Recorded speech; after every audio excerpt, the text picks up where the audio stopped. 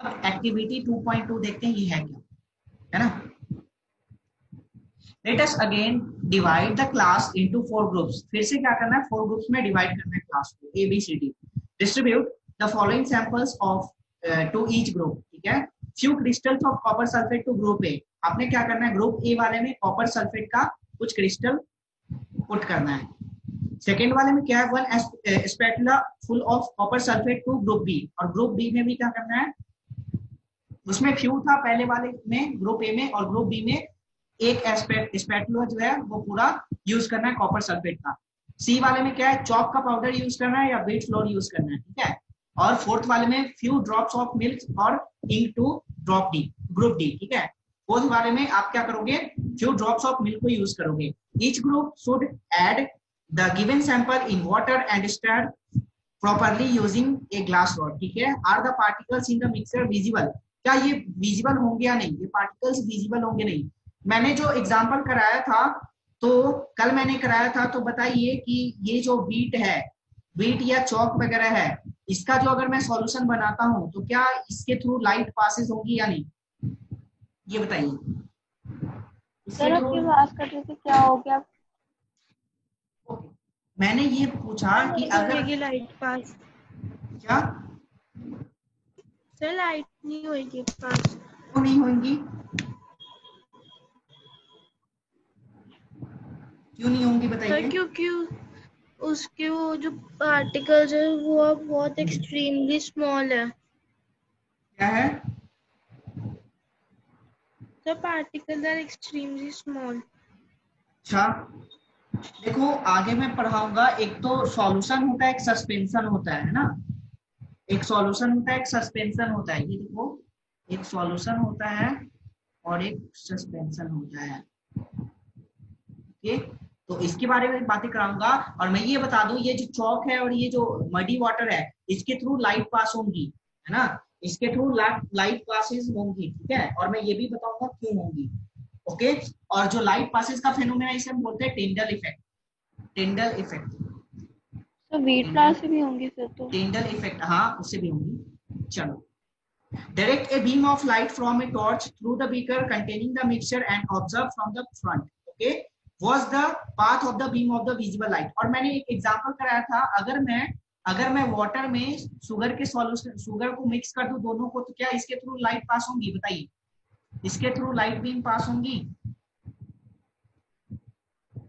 अगर मैं वाटर में शुगर को मिक्स करता हूं और ये एक सॉल्यूशन फॉर्म होगा, तो क्या इस वाले सॉल्यूशन के नहीं होंगी, इस वाले केस में नहीं होंगी, क्योंकि इसमें जो सॉल्यूशन है ये बहुत ही छोटे छोटे इसमें पार्टिकल्स होते हैं, इतना छोटा होता है कि अपनी डाई से नहीं देख सकते हो, है ना। पार्टिकल अच्छी तरीके से डिसॉल्व हो जाता है, इसलिए यहाँ पे टिंडल इफेक्ट वर्क नहीं करेगा।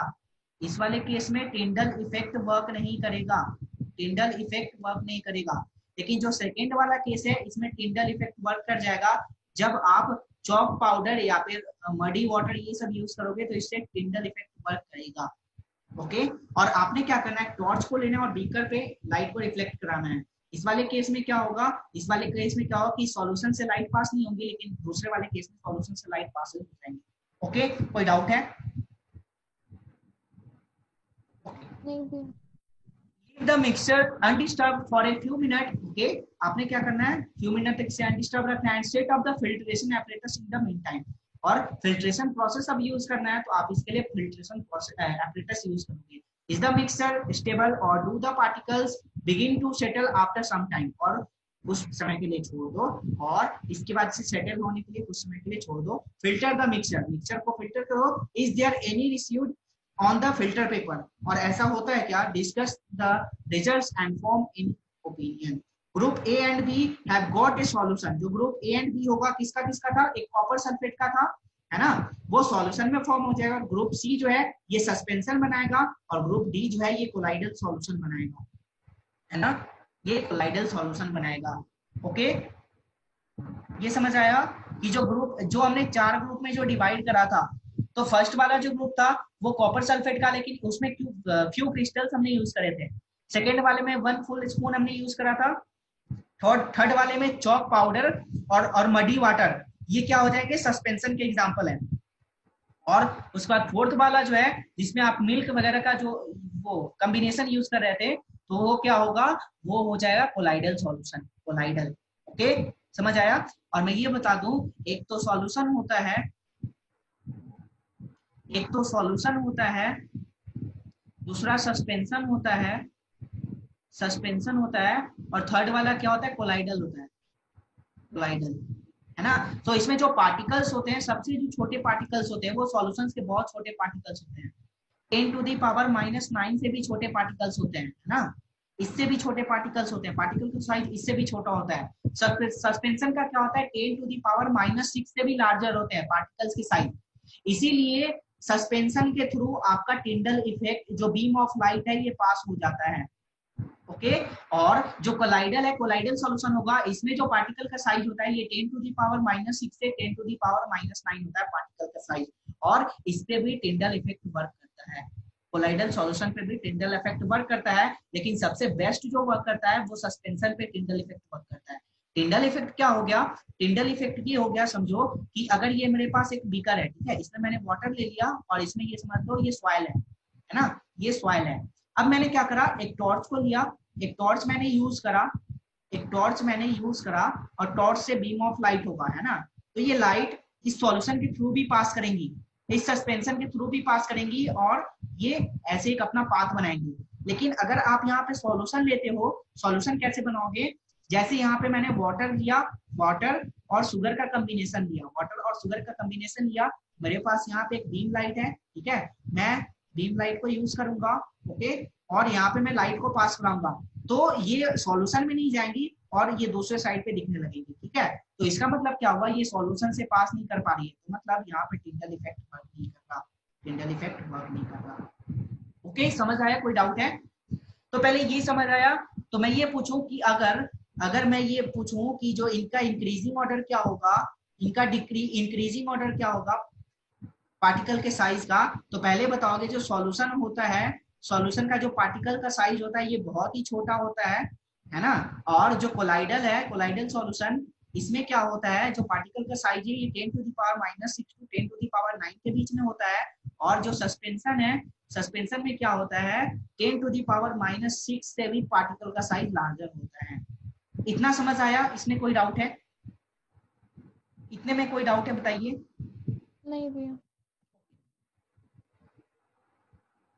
अब हमने क्या यूज करना है, फिल्ट्रेशन मेथड यूज करना है। देखो यहाँ पे क्या है, इस वाले में हमने क्या यूज करा, एक फिल्टर पेपर यूज करा, ठीक है, और फिल्टर पेपर को मैंने फोल्ड कर दिया, और इसके बाद cone of the filter paper, और इसके बाद फिल्टर पेपर का मैंने कोन बना लिया, कोन शेप बना लिया। Excuse me sir. हाँ जी, बोलिए। सर सस्पेंशन में उसके पार्टिकल्स 10⁻⁻⁶ के बाद लार्जर होते जाते हैं। हाँ हाँ हाँ हाँ, 10⁻⁻⁶ से लार्जर होते हैं, और लार्जर क्या होगा, और मतलब ये 10⁻⁻⁵ कोलाइडल में सिर्फ 10⁻⁻�6 और -9 के बीच में ही रहते हैं। हाँ हाँ, इसके बीच में रहती है, पार्टिकल की साइज इनके बीच में ही रहती है, और जो सबसे जो छोटा होता है पार्टिकल का साइज वो सॉल्यूशन होता है, जिसमें सॉल्यूशन में जो टिंचर होते हैं, जो टिंचर आयोडीन के टिंचर हो गए या शुगर के टिंचर हो गए, वो अच्छे से डिजोल्व हो जाते हैं, अच्छे से डिजोल्व हो जाते हैं, इसलिए पार्टिकल का साइज बहुत ही स्मॉल होता है ना, पार्टिकल का साइज बहुत ही स्मॉल होता है। ओके, तो अब मेरे को क्या यूज करना है, फिल्टर पेपर यूज करना है। उसका मैंने कौन से बनाया, उसका मैंने कौन से बनाया, एक ग्लास रॉड है और liquid decanted in the funnel fitted with A filter paper, ठीक है, और ये फनल है, टेस्ट ट्यूब है, ठीक है, और फिल्ट्रेट है, ठीक है। Now we shall learn about solution, suspension and colloidal solution. अब हमने पढ़ना है solution, suspension and colloidal solution के बाद in the following section, okay, इसके बारे में पढ़ते हैं। इनके बारे में जो डिफरेंस था ये समझ आ गया था, डिफरेंस में कोई डाउट है अभी भी? ओके, चलो, इस सॉल्यूशन ये होमोजीनियस, पहली बात, जो सॉल्यूशन है ये होमोजीनियस होता है, मोस्ट इंपॉर्टेंट, इसे लिख लो, ऑफ टू और मोर सब्सटेंसेज, और टू और मोर सब्सटेंसेज का, ठीक है, क्योंकि ये मिक्सचर ही होता है, और मिक्सचर में जो होगा आप मिक्स ही करोगे। You come cross various types of solution in your daily life, बहुत सारे सॉल्यूशन होते हैं आपके डेली लाइफ में, जैसे lemonade, soda water etcetera are all examples of solution. ये क्या है, एग्जांपल्स है सॉल्यूशन के। Usually we think of a solution as a liquid that contains either a solid, liquid or gas, ठीक है, ये either contain करेंगे solid को, liquid को और gas को, ओके, अगर सॉलिड होगा तो वो सही से डिसॉल्व नहीं हो पाएगा, लिक्विड होगा तो थोड़ा अच्छे तरीके से हो जाएगा, है ना। Okay, but we can also have solid solutions alloy and gaseous. Alloy क्या होता है बताइए, अलॉय क्या होता है, अलॉय क्या होता है बताइए। मिक्सचर ऑफ मेटल और non metal with metal. Okay जी, अगर मैं बोल दूं कि मिक्सचर ऑफ मेटल है तो इसमें कोई प्रॉब्लम है क्या, ये बताइए। नॉन मेटल एक ही में यूज होता है जिसमें हम कार्बन यूज करते हैं, बहुत ही कम सर विच अमाउंट कैन में। Not be separated by physical हाँ प्रोसेसेस। देखो, आप क्या सर जो कहोगे, फिजिकल प्रोसेस।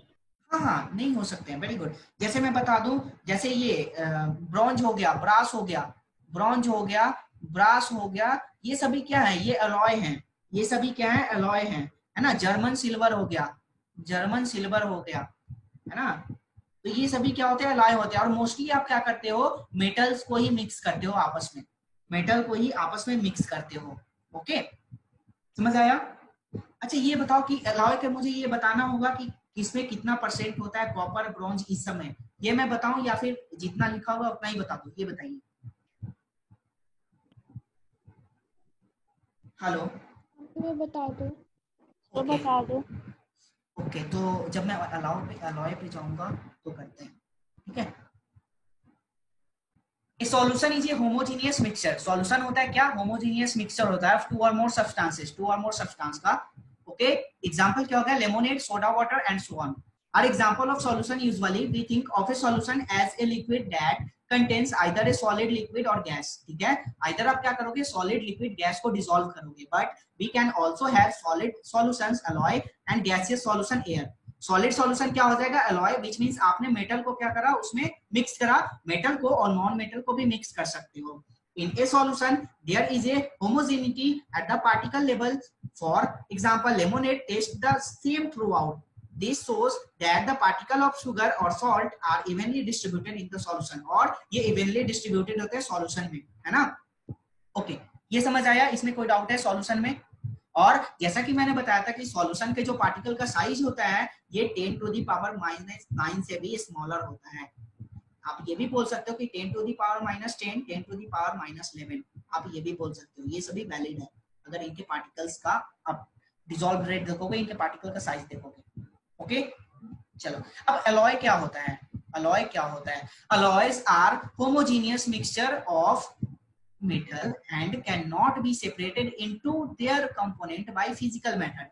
और आप इसे फिजिकल मेथड से इसके कंपोनेंट में नहीं सेपरेट कर सकते हो, but still an alloy is considered as mixture because it shows the property of its constituents and can have variable composition. For example, brass is a mixture of approximately 30% zinc and 70% copper। अब देखो मैं कुछ example कराने वाला हूं alloy का, ये थोड़ा लिख लो, है ना, ये थोड़ा लिख लो, मोस्ट इंपॉर्टेंट।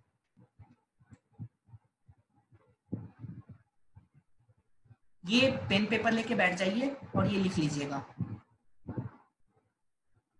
ओके, एक सेकंड। हाँ जी,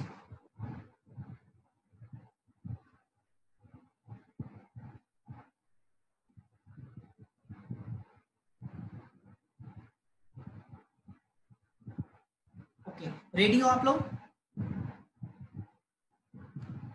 हेलो हेलो, अभी ये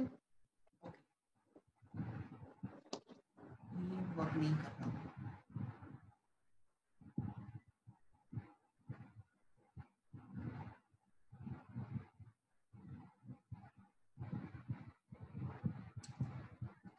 तो फर्स्ट देखो अलॉय, ठीक है, अलॉय के बारे में बता दिया, अलॉय होता क्या है।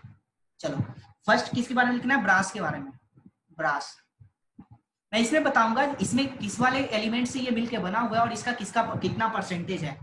तो जो ब्रास जो बना होता है ये कॉपर से 70% कॉपर से बना होता है और जिंक से 30% बना होता है, ठीक है। ओके, और ये किसके यूज में आता है, यूटेंसिल्स वगैरह बनाने में, है ना। ओके, चलो इसके यूजेस भी मैं बता देता हूँ। ओके, ये लिख लिया आप लोगों ने। मतलब पूछेगा कि ब्रास किसका कॉम्बिनेशन होता है, जो ब्रास अलॉय है इसमें किसका किसका कंस्टिट्यूएंट होता है, तो आप बताओगे कॉपर 70% और जिंक 30%, और ये यूटेंसिल्स बनाने के यूज में आता है। ओके, सेकेंड क्या है, सेकेंड क्या है? ब्रॉन्ज। ब्रॉन्ज ये किसके कॉम्बिनेशन से बना होता है? कॉपर जो है, ये कॉपर 90% कॉपर से बना होता है। और एसएन, एसएन को हम क्या बोलते हैं? एसएन को क्या बोलते हैं बताइए? एसएन किसका सिंबल है? एसएन को हम टीन बोलते हैं, टीन, TIN, टीन। ये भी एलिमेंट है और इसके बारे में भी आप पढ़ोगे, ठीक है। ब्रॉन्ज का जो है, इसका यूजेस किसके लिए होता है? इसका जो कॉइन्स वगैरह बनाने के लिए इसका यूज होता है, कॉइन्स या मेडल वगैरह बनाने के लिए आते हैं ना, silver medal, gold medal, bronze medal. तो मेडल वगैरह बनाने के लिए हम इसका यूज करते हैं। किसका? ब्रॉन्ज का। ये किसका कॉम्बिनेशन है? कॉपर 90% और टीन जो है, टीन इसे आप एसएन से भी डिस्क्राइब करते हो, तो ये 10% मिलकर बना होता है। ओके, अब थर्ड नंबर पे क्या है? थर्ड नंबर पे आपके पास क्या आता है? German silver. जो इंपॉर्टेंट है वो मैं करा देता हूँ। जर्मन सिल्वर है ना, जर्मन सिल्वर। ओके, तो ये कॉपर से मिलके बना होता है। कॉपर 68% होता है, कॉपर 68% होता है। और जिंक जो है 20% होता है, और जिंक 20%, और निकेल जो है ये 20% के अप्रॉक्स ये भी होता है ना। जर्मन सिल्वर किससे बना होता है? देखो, जर्मन सिल्वर में ये कंफ्यूज नहीं होना कि इसमें सिल्वर लिखा हुआ है तो यहाँ पे सिल्वर भी अलॉय में आएगा, बिल्कुल भी नहीं आएगा। इसमें अलॉय में क्या आएगा? कॉपर आएगा, जिंक आएगा और निकेल आएगा। Am I audible? समझ आ रहा है? Hello, okay. सर आपकी आवाज नहीं आ रही। अब सही है साउंड? अब सही है? Yes sir. Hello, okay. चलो, अब फोर्थ जो है gun metal. Gun metal, happy भैया, हाँ जी। हैप्पी भैया, आपने जर्मन सिल्वर की यूजेस नहीं बताई। क्या नहीं बताएं? जर्मन सिल्वर की ये भी यूजेस। यूटेंसिल्स बनाने में यूज होता है, यूटेंसिल्स बनाने में, है ना। ओके, चलो। गन मेटल जो है, इसमें कॉम्बिनेशन होता है कॉपर का 10%, ओके, कॉपर का 10% कॉम्बिनेशन होता है। टीन का 1% होता है, टीन का 1% होता है। जिंक भी 1% में होता है, ओके। और यहाँ पे जो लेड होता है ना, पीबी, लेड 88% होता है। हाँ जी बताइए। एक क्वेश्चन था, जब हम ये वाला काउंट करें जर्मन सिल्वर का, तो वो तो 100 से एक्सीड हो रही है इसकी परसेंटेज। हाँ, तो कहीं ना कहीं ये वेरी करता है, इसका प्रोपोर्शन जो है ये थोड़ा बहुत वेरी करता है ना। ये 68 है तो ये अप्रोक्स 60 के आसपास आ जाएगा, तब ये वेरी नहीं करेगा। मतलब यही रेशियो, यही प्रोपोर्शन में होता है। ओके, चलो। गन मेटल का किस लिए यूज होता है? बुलेट, गन का जो बुलेट बनाते हो इसके लिए गन मेटल का यूज होता है। और ये टॉक्सिक इसलिए होता है गन मेटल। कितने परसेंट लिखे हैं? कहाँ पे? Zinc 1%, zinc 1%, zinc 1%। Gun metal में कॉपर 10%, टीन, टीन को हम एसएन बोलते हैं, ये भी 1%, जिंक जो है ये 1%, और लेड जो है पीबी ये 88% होता है, 88%। और मैं बता दूं, जो लेड होता है ये टॉक्सिक होता है, लेड जो होता है ये टॉक्सिक होता है। इसीलिए अगर किसी को बुलेट लग जाता है तो इससे उसकी डेथ हो जाती है ना। अगर किसी को बुलेट लग जाता है, गन का बुलेट अगर लग जाता है तो उसकी डेथ इसलिए होती है क्योंकि वहां पे गन मेटल यूज किया जाता है। और गन मेटल में भी वहां पे जो लेड का क्वांटिटी है ये बहुत ज्यादा यूज किया जाता है। और लेड जो होता है हमेशा ये टॉक्सिक होता है, और लेड को हम पीबी से डिनोट करते हैं। इसका जो सिंबल होता है ये पीबी होता है लेड का। ओके, समझ आया? हैप्पी भैया, आपने टीन 1% लिखी है। हाँ जी, टीन 1%, जिंक 1%, कॉपर 10%, और पीबी जो है ये 88% है। ये हो गया। ओके, हैप्पी भैया एक सेकेंड।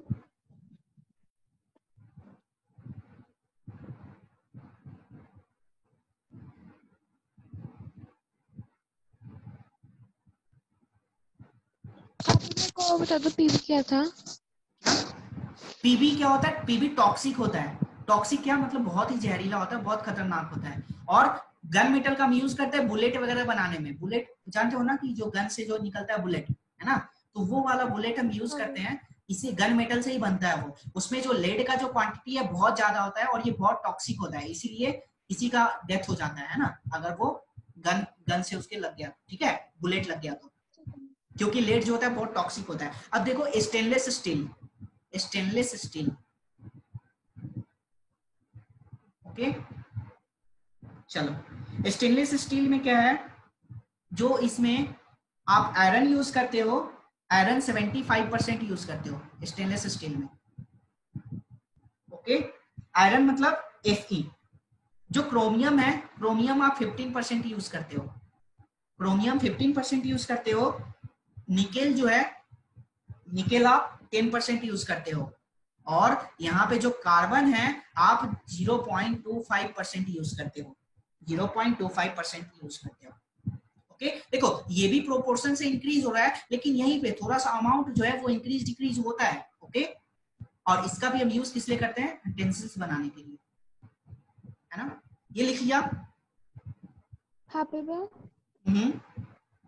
एक बार सेकंड वाला दोबारा बता दो। सेकंड वाला ब्रॉन्ज के बारे में, नहीं मतलब कि इसमें क्रोमियम सेकंड वाला क्रोमियम अपने क्या है? क्रोमियम क्रोमियम क्रोमियम क्रोमियम ये 15%, 5% लिखा है 15? 15%, 75%, 15%, 10%, 0.25%।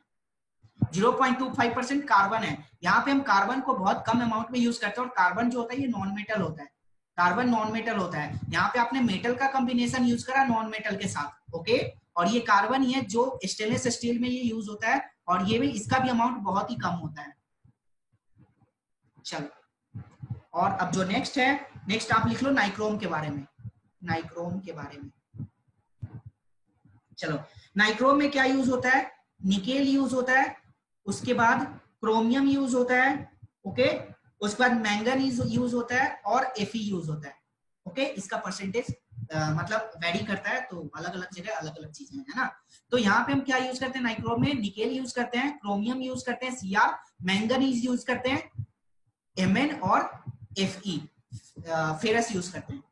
ओके, मैंगनीज और मैग्नीशियम में क्या डिफरेंस है, मैग्नीशियम Mg होता है और मैंगनीज Mn होता है। ओके, ये सबसे बड़ा डिफरेंस है दोनों में। और नाइक्रोम मैंने इसलिए बताया क्योंकि ये जो है ना 10th क्लास में इसके बारे में पढ़ोगे, नाइक्रोम के बारे में पढ़ोगे, टंगस्टन के बारे में पढ़ोगे, है ना। तो इसलिए मैंने बताया क्योंकि आगे ये आने वाला है। तो Mn क्या है? Mn मैंगनीज, मैंगनीज, मैंगनीज वो मैं कराऊंगा एलिमेंट के बारे में, उसके लिए टेंशन मत लो, बस अभी ये लिख लो।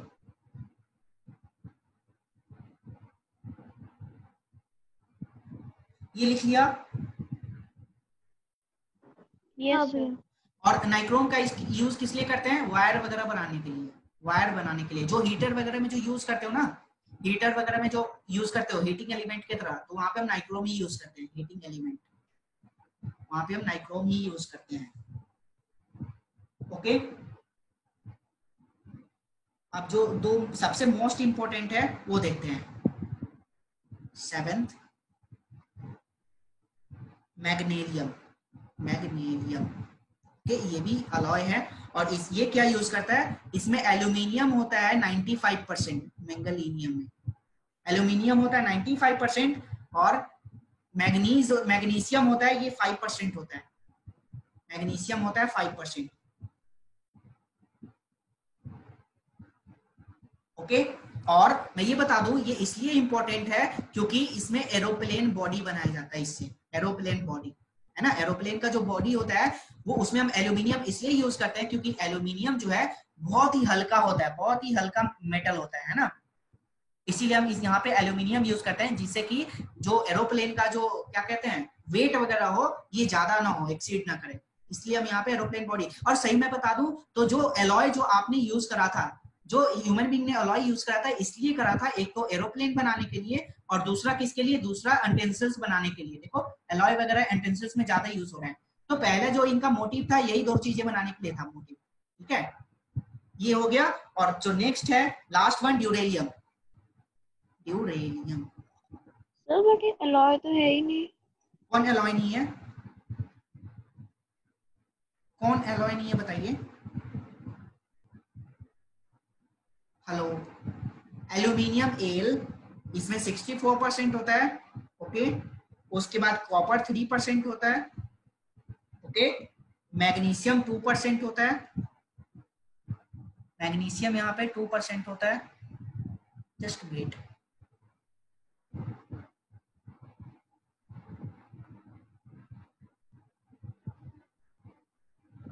ओके, मैग्नीशियम 2% होता है ना, और Mn मैंगनीज भी यहाँ पे 1% होता है अप्रोक्स, मैंगनीज भी 1% होता है।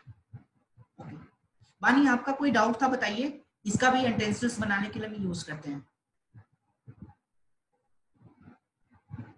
ओके,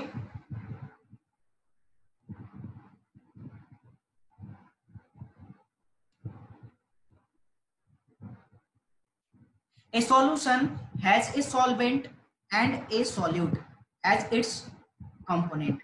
ओके, एक सॉल्यूशन के पास क्या होता है, एक सॉल्वेंट होता है, एक सॉल्यूट होता है ना, इसी कंपोनेंट में। Okay, the component of the solution that dissolve the other component in it, usually the component present in the larger amount is called solvent।